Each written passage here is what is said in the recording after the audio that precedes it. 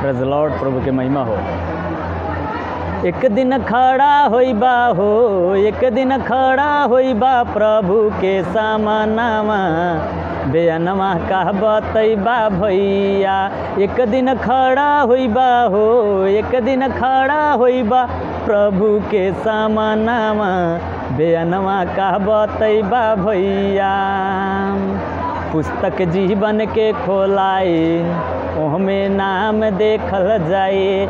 पुस्तक जीवन के खोलाए, ओहमे नाम देखल जाए।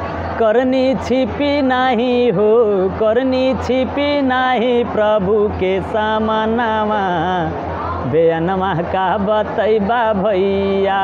करनी छिपी नाही हो, करनी छिपी नाही प्रभु के सामनामा, बेअनमा का बतैबा भैया।